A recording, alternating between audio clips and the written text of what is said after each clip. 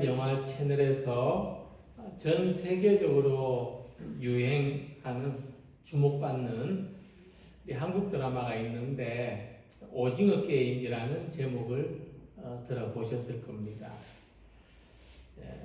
어린 시절에 하던 놀이를 소재로 이 드라마를 만들었는데 여기에 깐부라는 표현이 등장합니다. 이 깐부는 구슬치기 할 때 네 것, 내 것이 없는 같은 편이라는 뜻입니다. 저는 어릴 때 가부라고 불렀는데 그 일본 말인지 몰랐습니다. 가부라고 했습니다.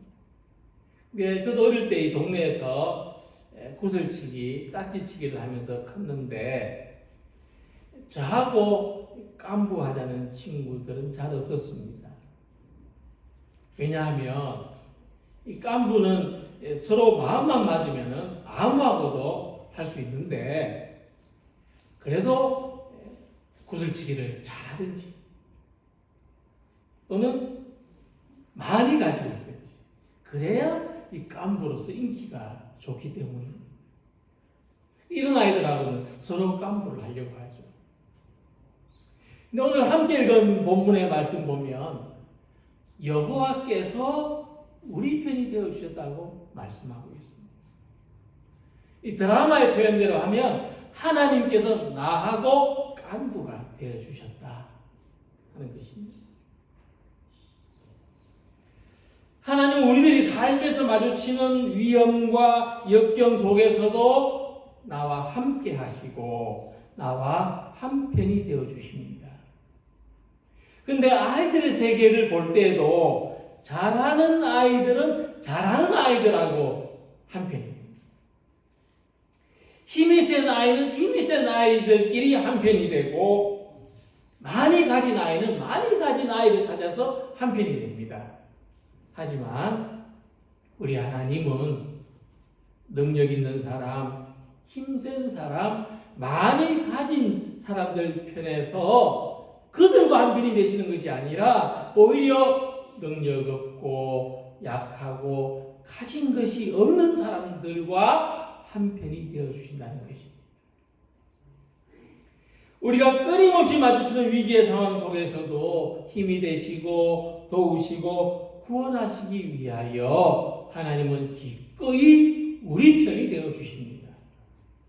성경에서 하나님이 우리 편이시다 할 때는 항상 이런 뜻입니다. 하나님은 약한 자의 편이십니다. 하지만 하나님이 우리와 한편이 되신다고 할 때 동의할 수 없는 사람들도 있을 겁니다. 그 속에 나는 포함되지 않는다고 생각할 수도 있습니다. 욥이 고난을 당하고 있을 때 욥하고 잘 알던 세 사람의 친구가 찾아와서 이런 뜻으로 이야기를 합니다. 그들이 했던 이야기는 이렇게 요약할 수 있습니다. 하나님은 우리 편이시다. 너도 하나님하고 한편이 되면 이 고난에서 벗어날 수 있다. 하지만 욥은 그렇게 생각하지 않았습니다. 하나님은 내 편이 아니시다. 하나님은 나하고 너무나 멀리 계시다. 하나님은 나의 고난에 아무런 힘이 되어주지 않으시고 구원해 주시지 않고 도움을 펼쳐주시지 않는다 느꼈습니다. 우리가 깊은 절망에 빠져 있을 때 하나님이 나의 편이 되신다는 것을 쉽게 받아들일 수가 없을 것입니다. 그런데 본문의 말씀을 기록한 다윗은 하나님은 우리와 한편이 되신다고 노래했습니다. 그것은 다윗이 곤경에 처할 때마다 기다렸다는 것이 하나님이 도와주시고 구원해 주셨기 때문이 아닐 것입니다. 다윗도 하나님은 과연 나의 편이신가? 하나님은 이번에도 내 편이 되어주시고 나를 도와주실 것인가? 수도 없이 회의하고 암문했을 것입니다. 그래서 하나님이 우리 편이라는 이 말씀은 우리가 하나님을 믿으며 위험한 일을 경험하지 않는다는 뜻이 아닙니다. 만일 그렇다면, 우리가 생각하는 대로 그렇다면 고속도로에서 수십 대의 차가 충돌했는데 예수 믿는 사람은 거기에 한 명도 없어야 될 겁니다.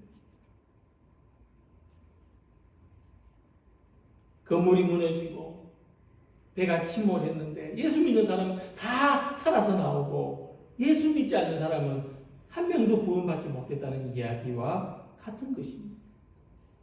우리가 이런 눈으로 오늘의 말씀을 바라보려고 한다면 우리는 현실을 살려는 것이 아니라 환상의 세계를 살려는 것과 같습니다.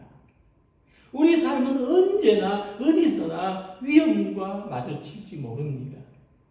그래서 하나님이 우리 편이시라는 이 찬송은 불확실한 삶 속에서도 하나님의 선하심과 진실하심을 믿는 고백입니다. 약하고 힘없고 아무 가진 것이 없는데도 우리 편이 되시는 하나님, 내 편이 되셔서 내 손을 들어주시는 하나님. 때로는 그렇습니다. 때로는 내가 좀 정직하지 못하고, 때로는 내가 좀 계산적이고, 때로는 내가 좀 이기적임에도 불구하고 그래도 나를 뿌리치지 않으시고 어떻게 하든지 나를 도와주시려고 하는 그 하나님을 믿으면서 그 안에서 위로와 평안을 누리는 성도들이 되시기를 소망합니다. 다윗은 우리가 살아가는 이 세상 속에서 우리가 처하는 위험이 얼마나 구체적이고 얼마나 실제적인지를 이야기합니다. 2절에 사람들이 우리를 치러 일어날 때라고 했습니다. 다윗에게 가장 큰 위협이 뭘까요? 사람들의 공격입니다. 그는 나라를 다스리는 동안 이 블레셋을 비롯한 외부의 적들과 그리고 그의 통치를 위협하는 많은 내부의 적들과도 맞서야 했습니다. 그래서 다윗은 항상 사람들의 공격에 예민해져 있기 마련입니다.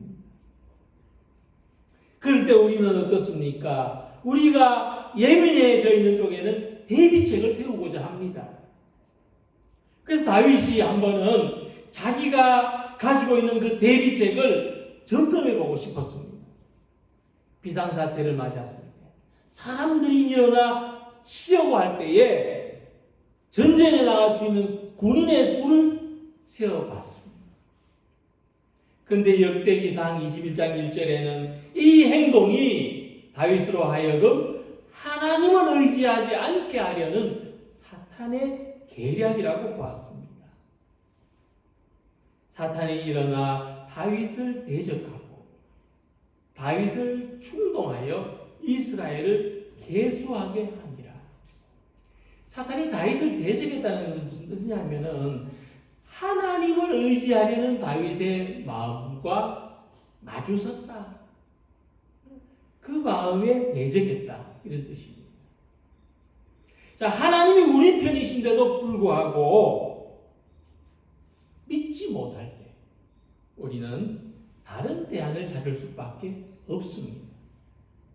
다윗이 갑자기 군대 수를 하려 본 것은 오히려 나라가 안정됐을 때 그 믿음이 흔들리고 있다는 것을 볼 수가 있습니다.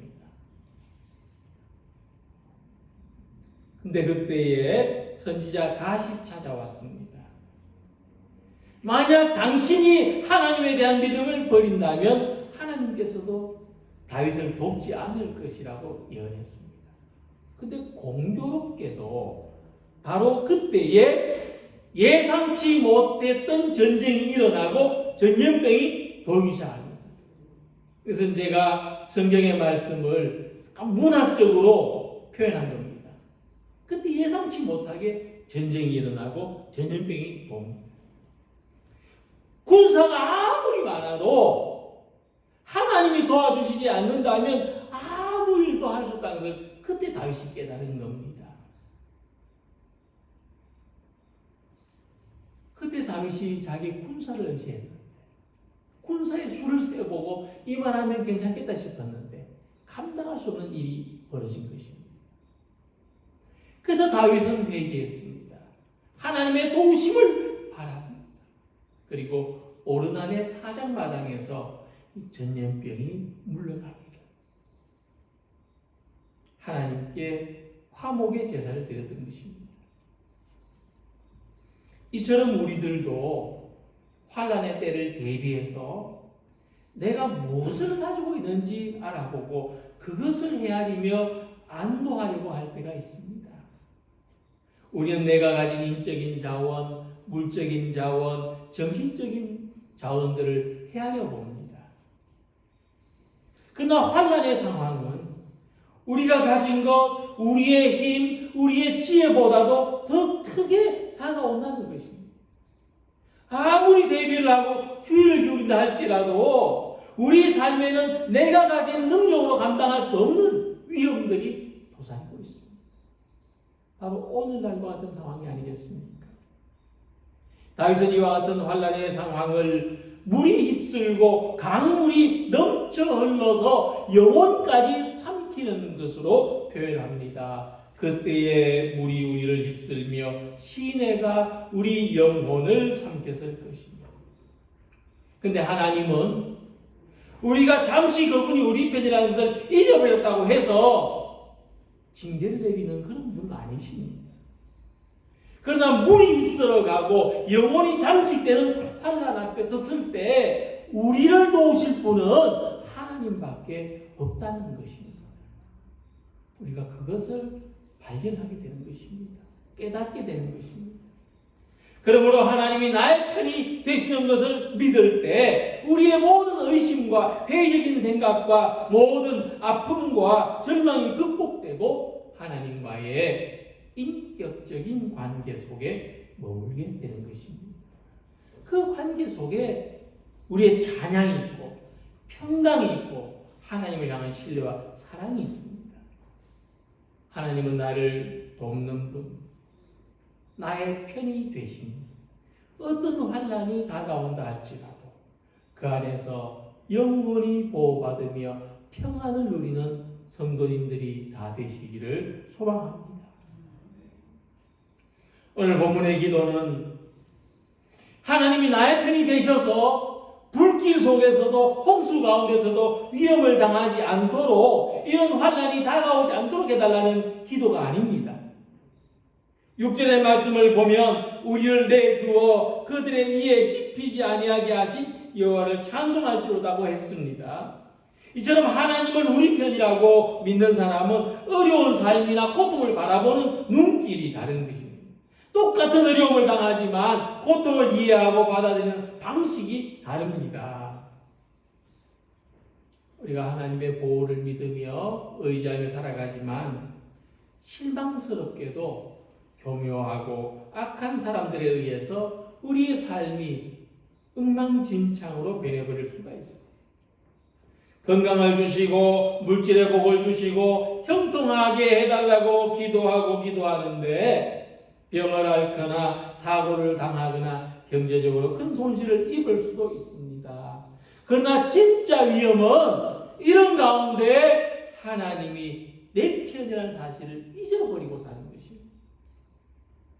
위험한 가운데서도 지금까지 우리 생명을 지켜주신 하나님의 소중함을 모르고 살아가는 것입니다. 위태로운 삶 속에서도 도우시고 역사하시는 하나님을 발견하지 못하는 것이 진짜 위험한 것입니다. 지금 축구협회 부회장인 이영표 씨는 기독교인입니다. 최근에 그가 이런 인터뷰를 했습니다. 어느 날 그 외국 기자가 이렇게 질문했다고 합니다. 당신이 이렇게 오랫동안 슬럼프를 겪지 않고 성공한 선수로서 살 수 있었던 비결이 무엇입니까? 근데 그 질문을 듣는 순간 대답할 말이 없었다고 합니다. 왜냐하니까 자기가 성공한 선수로 살았다기에는 실패한 경험들이 참 많았기 때문이라는 겁니다. 자기의 실수로 패배한 중요한 경기들이 떠올랐습니다. 우리나라는 그 군입대를 앞둔 국가대표 선수들이 큰 경기에서 메달을 따면 군복무를 면제받지 않습니까? 근데 그 경기에서 자기가 이 승부차기를 실수하는 바람에 메달을 놓치고 그 한 팀에서 경기를 했던 후배 선수들이 다 이 군대에 가야 했던 그런 아픈 기억도 있었다고 했습니다. 근데 그가 이런 많은 실패를 경험하면서 깨달아진 것이 있는데, 이렇게 크고 많은 실패를 경험했음에도 불구하고 그것이 자신을 실패한 사람으로 만들지 못했다는 겁니다. 그 수많은 실패 경험에도 불구하고 자신은 실패한 사람이 되지 않더라는 겁니다. 그래서 내가 실패한 사람이 되지 않았다면, 내가 이렇게 실패의 수많은 경험에도 불구하고 내가 실패한 사람이 되지 않았다면 나만 포기하지 않으면 되겠구나. 어떤 실패에도 포기하지 않으면 되겠구나. 이런 믿음이 생겼다고 합니다. 그는 이 믿음으로 많은 실패들을 견뎌냈고 그 결과 성공한 선수가 될 수 있었다는 것입니다. 하나님이 우리 편이 되시면 실패의 경험조차도 성공으로 변화되게 하십니다. 목회자 유진 피터스는 자신이 세상에서 제일 위험한 일을 하고 있다고 말했습니다. 헌혈을 하러 병원에 갔는데 간호사가 실례지만 무슨 일을 하십니까? 질문을 했을 때 저는 세상에서 제일 위험한 일을 하고 있는 사람입니다. 이렇게 대답을 했습니다. 무슨 목사가 공사장에서 일하는 것도 아니고 위험한 물건을 다루는 사람도 아닌데 무슨 위험한 일을 하는 사람이냐 물으니까 이렇게 말합니다. 왜냐하면 내가 하는 일은 사람의 죽음과 생명을 다루는 일이기 때문입니다. 하나님을 바라봐야 사는 사람이 하나님을 바라보지 못하는 것, 하나님의 도움을 구해야 사는 사람이 하나님의 도움을 구하지 않고 사는 것이 세상에서 가장 위험한 일이고, 나는 목사로서 사람들을 죽음에서 생명으로 인도하는 가장 위험한 일을 하고 있다. 그렇게 말한 것입니다. 이처럼 하나님께서 나의 편이라는 것을 믿는 사람은 세상에서 가장 안전한 사람이라는 것을 믿으시기 바랍니다. 하나님이 나의 편이라고 믿는 우리는 세상에서 가장 안전한 사람이다. 세상에 어떤 것도 해칠 수 없는 사람이라는 것을 믿으시기 바랍니다. 어떤 상황, 어떤 순간에서도 우리 영혼은 보호받을 수 있습니다. 우리 편이 되셔서 우리를 모든 환난에서 구원하시는 우리 하나님께 감사의 찬송을 부르고자 합니다.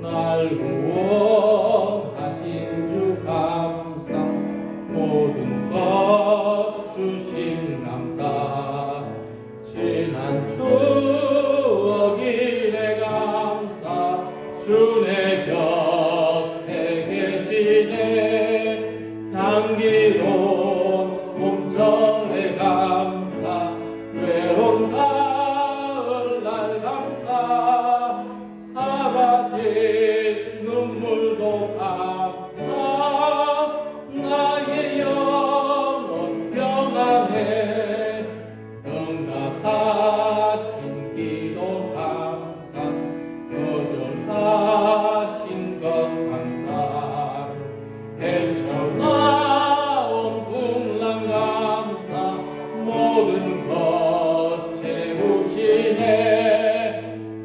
슬픔과 기쁨도 감사, 절망 중 위로 감사, 중량 못한 은혜 감사, 크신 사랑 감사해, 길가에 장미꽃 감사, 장미꽃 다시 감사, 따스한 가정 희망 주신 것 감사, 기쁨과 슬픔도 감사, 하늘 평안을 감사, 내일의 희망을 감사, 영원토록 감사해, 내게 건강 주신 감사, 또한 연약함 감사, 햇빛을 주심도 감사, 구름 또한 감사해, 땀 흘리는 수고 감사, 저녁에 안식 감사, 부여도 가난도 감사, 모든 것 다 감사해. 할렐루야. 이 찬송을 부르는 동안 스쳐 지나갑니다. 올해 봄부터 지금 이 시간까지, 작년 코로나가 처음 시작됐다고 코로나가 뭔가 할 때부터 오늘 위드 코로나를 이야기하는 지금까지 참 위태롭게 살아왔습니다. 우리의 삶이 그렇습니다. 우리가 신앙을 가지고 살아도, 우리가 소망을 가지고 또 사랑을 품고 살아도 위태롭기는 마찬가지입니다. 우리가 항상 실패 위기 속에 살고 또 이 일이 잘못되면 어떡할까? 우리의 힘으로, 우리의 의지로만 할 수 없는 그런 일들 앞에 놓여 있습니다. 우리가 의지할 것은 하나님이 우리 편이라는 겁니다. 하나님 우리 편입니다. 하나님 내 편입니다. 나는 하나님 편이 못 돼도 하나님은 내 편이 되어 주십니다. 이것만은 결코 위태롭지 않습니다. 이것만은 결코 변함이 없습니다. 언제나 우리 편이 되신 하나님을 찬양하며 살아가시길 바랍니다.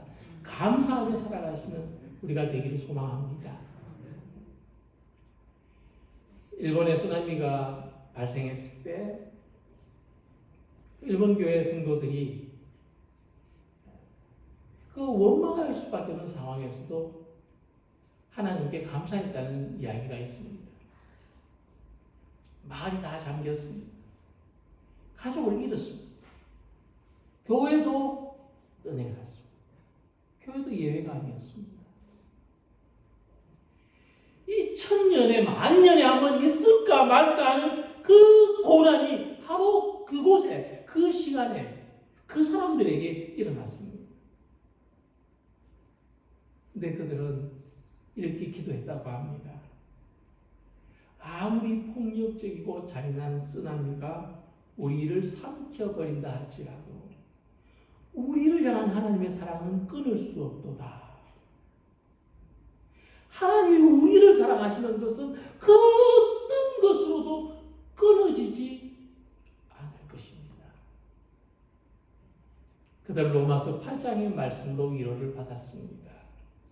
사망이나 생명이나 천사들이나 권세자들이나 현재일이나 장래일이나 능력이나 높음이나 깊음이나 다른 어떤 피조물이라도 우리를 우리 주 그리스도 예수 안에 있는 하나님의 사랑에서 끊을 수 없으리라.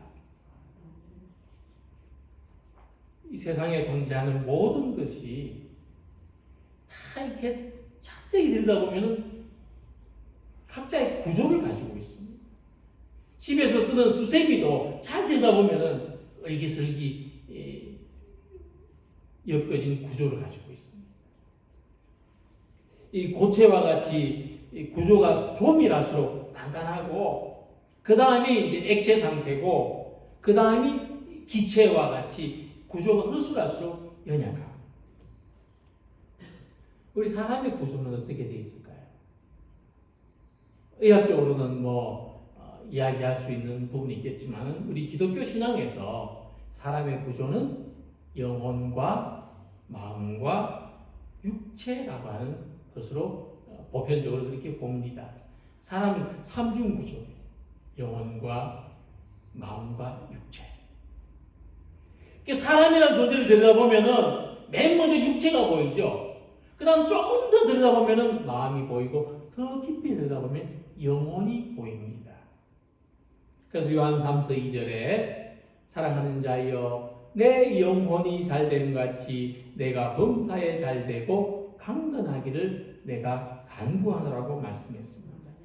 우리 영혼이 강건할 때 마음도 육체도 함께 강건해질 수 있다는 말씀이죠. 하나님은 무엇보다도 우리 영혼을 지키시고 우리 마음과 육체가 강건해질 수 있도록 도우십니다. 하나님은 우리 영혼을 지키시고 강건하게 하십니다. 우리의 영혼이 사냥꾼의 올무에서 벗어난 새같이 되었나니 올무가 끊어짐으로 우리가 벗어났도다. 우리의 도움은 천지를 지으신 여호와의 이름에 있도다. 하나님 우리 영혼을 강건하게 하셔서 우리의 마음을 굳건하게 하시고 우리의 몸을 건강하게 하십니다. 그러므로 우리 편이 되신 하나님이 영혼을 지켜준다는 믿음을 가지고 살아가는 우리 모두가 되시길 바랍니다. 몸과 마음이 환난에 잠길지라도 영혼을 지키시는 하나님의 도우심으로 보호를 받으십니다. 하나님의 지키심으로 안전합니다. 오늘도 우리 편이 되신 하나님, 우리 영혼을 지키심으로 모든 일이 잘 되고 삶이 강건해지는 은총을 누리며 살아가는 우리 성도님들이 다 되시기를 주님의 이름으로 기원합니다.